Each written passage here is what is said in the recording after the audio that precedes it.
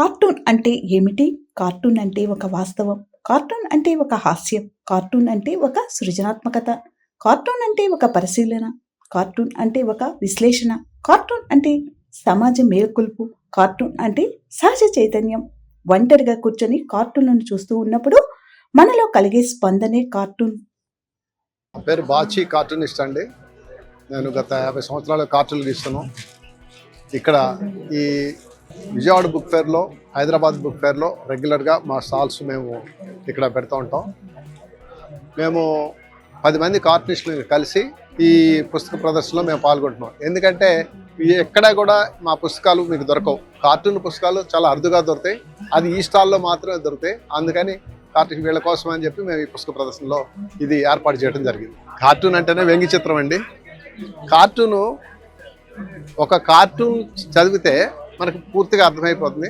అదే ఒక news item చదివినా, ఒక కథ చదివినా కానీ టైం పడుతుంది. కానీ ఒక కార్టూన్లోనే తక్కువ సమయంలో మంచి హాస్యాన్ని అందించగలిగేది కార్టూన్ అండి. జనరల్గా మంచి ఆదరణ ఉందండి కార్టూన్కి. ఇప్పుడు మనం పత్రిక తీసుకున్నా కానీ, వీక్లీ తీసుకున్నా, మంత్లీ తీసుకున్నా, డైలీ తీసుకున్నా, ఫస్ట్ వాళ్ళు చూసే ప్రతి ఒక్కళ్ళు చూసేది కూడా కార్టూన్నే చూస్తారు. ఆ తర్వాత న్యూస్లోకి వెళ్ళడం, కథల్లోకి వెళ్ళడం జరుగుతూ ఉంటుంది. ముఖ్యంగా ఫ్యామిలీస్లో వాళ్ళు చూసేది ఏంటంటే అండి, కార్టూన్లు ఫస్ట్ చూస్తున్నారు, తర్వాత జోకులు చూస్తున్నారు, ఆ తర్వాతే కథలు సీరియల్స్ చదువుతున్నారు. అంటే సోషల్ కార్టూన్కి రాజకీయ కార్టూన్ చాలా డిఫరెన్స్ ఉందండి.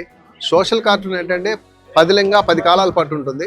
అదే రాజకీయ కార్టూన్ అనుకుంటే ఆ రోజున పరిస్థితుల మీద కార్టూన్ వేస్తారు కాబట్టి అది ఆ రోజు వరకే పరిమితం అవుతుంది.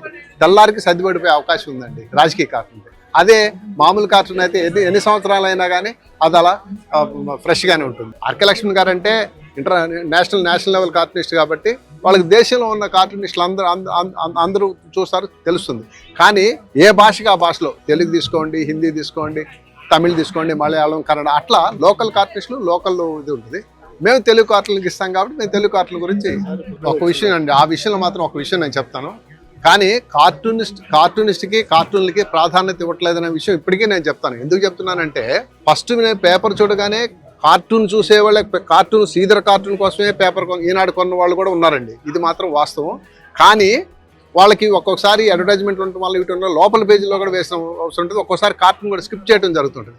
కానీ డక్కన్ క్రానికల్ తీసుకున్నాం అనుకోండి, సుబాని గారి కార్టూన్ గత 30 సంవత్సరాలుగా ఒక్కరోజు కూడా గ్యాప్ లేకుండా వస్తున్నది. కాబట్టి కార్టూనిస్ట్కి ఇస్తున్న ప్రాధాన్యతను మనం చెప్పుకోవచ్చు. ఆయన గిన్నిస్ బుక్ రికార్డు కూడా ఉన్నది. ఏ పార్టీని సపోర్ట్ చేస్తుందో దానికి సంబంధించిన వాళ్ళకి వ్యతిరేకంగా కాకుండా, వాళ్ళ పార్టీకి వ్యతిరేకంగా కాకుండా ప్రో కార్టూన్ వేయడం జరుగుతుంది. ఇప్పుడు మనం చూసుకున్నట్లయితే అన్ని పత్రికల్లో కూడా అదే పరిస్థితి నడుస్తుంది. మీకు తెలుసు, ప్రతి పార్టీకి ఒక ఛానల్, ఒక పేపర్ ఉంటాము మాత్రం మాట వాస్తవం కదా, దాన్ని ఒప్పుకు తీరాలి మనం. తమిళనాడుకి మనకి చాలా డిఫరెన్స్ ఉందండి. ఎందుకంటే ఇక్కడ కొన్ని పత్రికలు కానివ్వండి, కొన్ని ఛానల్స్ కానివ్వండి, కొంచెం బ్యాలెన్స్డ్గా ఉండి చేస్తున్నారు. కానీ తమిళనాడు తీసుకున్నట్లయితే మనకి తమిళనాడులో ప్రతి పార్టీకి, ఈచ్ అండ్ ఎవ్రీ పార్టీకి కనీసం 2-3 ఛానల్స్, 2-3 పత్రికలు ఒక్కొక్క పార్టీకి ఉండటం వల్ల వాళ్ళకి సంబంధించిన కార్టూన్లు, వాళ్ళకి సంబంధించిన మరి కంటెంట్తోనే వీళ్ళు గీయాల్సిన పరిస్థితి అక్కడ ఉన్నదండి. సర్వైవల్ అనేది కార్టూనిస్ట్కి ఈరోజు లేదనే చెప్పాలండి. ఎందుకంటే మనం కనుక ఇతర పాశ్చాత్య దేశాలతో కనుక కంపేర్ చేసుకున్నట్లయితే, ఒక కార్టూనిస్ట్ని కలవాలంటే కనీసం జస్ట్ ఇంటర్వ్యూకి కావాలంటే కనీసం మనకు 2 రోజులు టైం పడుతుంది అతని ఇంటర్వ్యూ దొరకాలి అంటే. కానీ ఇక్కడ ఇండియాలో పరిస్థితి ఏంటంటే, కార్టూనిస్ట్కి బతుకు తెరువు చాలా కష్టం. ఒక్క కార్టూన్ మీదే బతకాలి అంటే అది జరిగే పని కాదు. ఫ్రీలాన్స్గా ఉండి ఏదైనా చేస్తున్నా కానీ బతకలేని పరిస్థితి ఈ రోజున ఉన్నది ఒక కార్టూన్. అందుకని అతను ఏదైనా ప్రవృత్తి పెట్టుకుని చూసుకుంటూ చేస్తారు. కాబట్టి అందుకని మాలాంటి కార్టూనిస్టులు ఏం చేస్తున్నారంటే, మా ప్రవృత్తులు, మా ప్రొఫెషన్స్, మా ఉద్యోగాలు మాకున్నాయి. అందుకని దీన్ని ఒక హాబీగానే ఇప్పుడు కూడా కొనసాగిస్తుంది. ఒరిజినల్గా గీసిన, కంప్యూటర్ యూజ్ చేసి గీసిన అంతవరకు బాగానే ఉంది. కార్టూన్ ఎలాంటి ప్రాబ్లం ఏం లేదు. కానీ ఏఐని ఉపయోగించడం జరుగుతుంది ఇప్పుడు కాలంలో. ఆ టెక్నాలజీ ఉపయోగించడం వల్ల అందులో ఒరిజినాలిటీ దెబ్బతింటుంది ఆ కార్టూనిస్ట్గా. అంటే ఇప్పుడు ఎవరైనా కానీ, ఇప్పుడు లేమ్యాన్ కూడా ఒక కార్టూన్ గీసేయచ్చు, అది మన ఏఐని ఉపయోగించి కార్టూన్ గీయచ్చు. అలాంటప్పుడు మా ఒరిజినల్ కార్టూనిస్ట్ కానీ అతనికి తేడా లేకుండా పోతుంది కదా. అంటే ఏఐని ఉపయోగించుకునే తీరు మంచిగా ఉండాలి నేను అనేది. అంతేగాని ఒక లేమ్యాన్ వచ్చేసి దాన్ని అందరు బొమ్మల్ని కాపీ చేసి దాంట్లో బొమ్మలు అడిగి వేసేస్తే అది కార్టూన్ అనిపించుకోదు. ఎందుకంటే మా ఒరిజినాలిటీ మాకు ఉంటుంది కదండి కార్టూనిస్ట్గా. అది కంపల్సరిగా ఉపయోగపడతాయి. అది చాలా ఎందుకు ఉపయోగపడమంటే, ఒక కార్టూన్ని చూసి కొన్ని లక్షల మంది ఒక కార్టూన్ చూసినప్పుడు దాని ప్రభావం తప్పకుండా ఉంటుంది. నాకు ఎన్నో ఇన్సిడెంట్లు జరిగినాయి మాకు. నేను కూడా 49 సంవత్సరాల నుంచి నేను కార్టూన్ గీస్తున్నాను. చాలా సందర్భాల్లో మా కార్టూన్ వల్ల కొన్ని మార్పులు జరగడం కూడా మేము చూసాం. అందుకని కార్టూన్కి ఎప్పుడు కూడా తప్పనిసరిగా మాకు ఎక్కడో చోట, అంటే మీకు నాకు కావచ్చు, ఎవరో 100 మంది చూస్తారు, ఎవరో తెలియని వ్యక్తి, దానివల్ల వాళ్ళ మీద ప్రభావం తప్పకుండా చూపిస్తుంది కార్టూన్. కొంత సమాజాన్ని మార్పుకి ఉపయోగపడుతుందని మేము నమ్మే సత్యం. ఏ వచ్చినా మా ఒరిజినాలిటీ మాకు ఉంటుంది కాబట్టి మమ్మల్ని అభిమానించేవాళ్ళు ఆర్కే లక్ష్మణ్ గారు అని కానీ, బాపు గారు కానివ్వండి, జయదేవ్ గారు కానివ్వండి, రామకృష్ణ గారు కానివ్వండి, ఇలాంటి సీనియర్ కార్టూనిస్టులు, శ్రీధర్ గారు కానివ్వండి, ఇలాంటి సీనియర్ కార్టూనిస్టులు కార్టూన్లు ఉన్నప్పుడు పాఠకులు అడిగి మరీ, ఇప్పుడు వాళ్ళ పుస్తకాలు ప్రచురించినా కానీ అడిగి మరీ కొనుక్కుంటున్నారు కాబట్టి ఆ ఉపయోగం తప్పకుండా ఉంటుంది. కాంట్రవర్షియల్ అంటే అండి ఎప్పుడన్నా 1-2 కాంట్రవర్సీ అంటే ఎక్కువ ఉండదు. అది కూడా పార్టీల పరంగానే వస్తుంది కూడా. ఆ కాంట్రవర్సీ కూడా ఎందుకు వస్తుందంటే ఏదో ఒక పార్టీని విమర్శిస్తానో లేకపోతే వేసినప్పుడు కొంచెం కాంట్రవర్సీలు అయిన సందర్భాలు ఉన్నాయి. కార్టూన్కి ఆ విషయానికి వచ్చేసరికి అంటే కార్టూన్ కంటే ముఖ్యంగా పత్రికలకి వాల్యూ పడిపోయింది. ఇప్పుడు నేను అనేది ఏంటంటే పత్రికలు చదివేవాళ్ళు కానీ, పేపర్లు చూసేవాళ్ళు కానీ ఎంతమంది ఉన్నారు చెప్పండి ఈ రోజున? ఎవరు లేరు. ఇప్పుడు మేము చూస్తున్నాం మ్యాగజైన్స్లో చూస్తున్నప్పుడే మేము కార్టూన్కి మొదలుపెట్టిన రోజుల్లో కనీసం 100 మ్యాగజైన్స్ ఉండే. ఒక వీక్లీ తీసుకుంటే 10 వీక్లీలు, 10 మంత్లీలు, 10 ఫోర్త్ నైట్లు, 10 డైలీలు, ఇన్ని మ్యాగజైన్స్ ఉండే. ఈ రోజున ఎక్కడ ఉండండి ప్రింట్ మీడియా అనేది తగ్గిపోయింది పూర్తిగా. పర్టికులర్గా ఏదో న్యూస్ పేపర్లు అయితే ఉన్నాయి కానివ్వండి, వీక్లీలు కానీ మన మంత్లీలు కానీ బాగా తగ్గిపోయినాయి కదా. వెబ్ మ్యాగజైన్స్ మీద ఆధారపడాల్సి వస్తుంది. నేను రోజుకో కార్టూన్ గీస్తానండి. మొత్తం సంవత్సరం మీద 365 కార్టూన్లు గీస్తాను. ఈ 365 కార్టూన్లో ఎంతమంది చూస్తారు చెప్పండి? అందరూ చూడలేరు కదా ఆ కార్టూన్ని. అందుకని మేము చేస్తాం ఎవ్రీ ఇయర్ ఒక బుక్ మేము పబ్లిష్ చేసి వేయడం వల్ల, మేము కార్టూనిస్టులు అందరం కలిసి వేయడం వల్ల చాలా ఉపయోగం. అందుకని మాకు స్పందన చాలా బాగుంది. అన్ని పుస్తకాలు కొనుక్కుని వెళ్తున్నారు.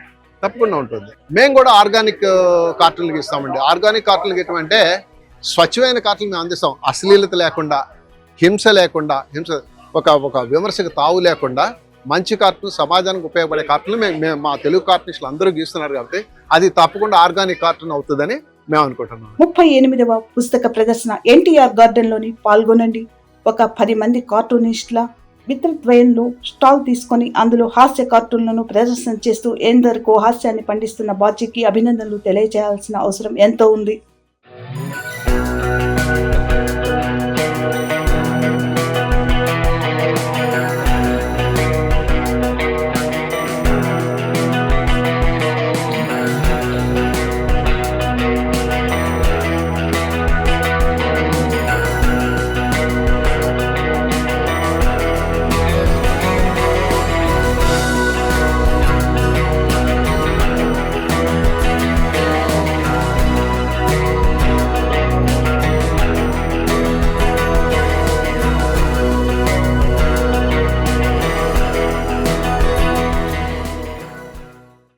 పికాసో దగ్గర నుంచి బాపు రమణులు, ఎంఎఫ్ హుస్సేన్, ఆర్కే లక్ష్మణ్ దగ్గర నుంచి వడ్రాది పాపయ్య వరకు, శ్రీధర్, జయదేవ్, మల్లిక్, లక్ష్మణ్, ఏలే, శంకు, మహమ్మద్, ఉస్మాన్ ఖాన్, మోహన్, శంకర్, బాచీ వరకు వీళ్ళందరూ తమ తమ పరిధిలో సమాజాన్ని కార్టూన్ చిత్రాల ద్వారా ఎంతో సేవను అందిస్తూ ఉన్నారు.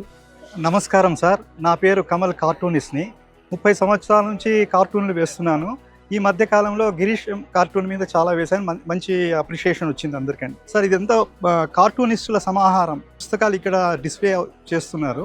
కార్టూన్ శిల్పులు కష్టపడి తమ ఉలి అనుకోండి నిప్పుతో చెక్కిన కార్టూన్ అన్ని ఇక్కడ పుస్తక రూపంగా డిస్ప్లే చేస్తున్నాము. వాళ్ళందరి కృషి వల్లనే ఈ స్టాల్ ఇక్కడ ఏర్పాటు చేయబడింది. ఇది బొమ్మల కొలువులాగా మేము ఊహించుకుంటున్నాము. ఎక్కడ కూడా ఇటువంటి బొమ్మల కొలువు పూర్తిగా ఇండియాలో ఇతర లాంగ్వేజ్లో కూడా లేదండి. ఇది ఒక ఫస్ట్ స్టార్టప్. ఆల్మోస్ట్ 8-10 ఇయర్స్ నుంచి ఇది జరుగుతూ ఉంది. బాచీ గారి ఆధ్వర్యంలో ఇది జరగడం మాకు ఉదాహరణ.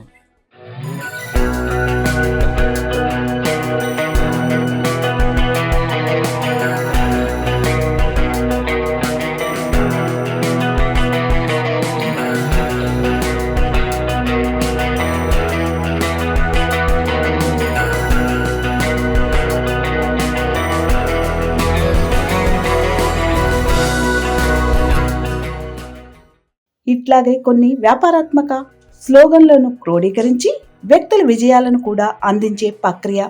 మారుతున్న సమాజానికి అనుగుణంగా యానిమేషన్లు, ఏఐలు కూడా ప్రవేశించినా ఇప్పటికీ స్కెచ్ ద్వారా వేసే వాటికి విలువ ఎక్కువ. ఈరోజు ఈ రష్ చూస్తుంటే పుస్తకాలకి మళ్ళీ పునర్వైభవం వచ్చిందేమో అనిపించింది. ఇంతమంది నిజంగా కొంటున్నారు పుస్తకాలు, అది ముఖ్యంగా పుస్తకాలు కొంటున్నారు.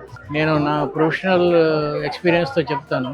ఒక పుస్తకమైనా సరే అమ్ముడిపోతే వాడికి వచ్చే ఆనందం. బొమ్మిడిపాటి వారు కీర్తిశేషుల నాటకంలో అదిగో వినరా చప్పట్లు, అవే గదరా ఆకలిగా ఉన్న కళాజీవికి పంచభక్ష పరమాన్నాలు అన్నాడు. అలాగా ఒక పుస్తకం అయినా సరే కొత్త రచయిత కొంటే మళ్ళీంత ఉత్సాహంతో ఇంకో రచన చేయడానికి ఉపయోగపడుతుంది. దానికి ఈ పుస్తకాల ఎగ్జిబిషన్ ఉపయోగపడటం చాలా సంతోషంగా ఉంది. I wish all the best. Thank you. ముఖ్యంగా బాచి గురించి చెప్పాల్సి వస్తే సామాజిక స్పృహ, సామాజిక చైతన్యాన్ని హాస్య రూపంలో అందిస్తున్న గొప్ప కార్టూనిస్ట్ అని చెప్పడంలో ఎటువంటి సందేహం లేదు.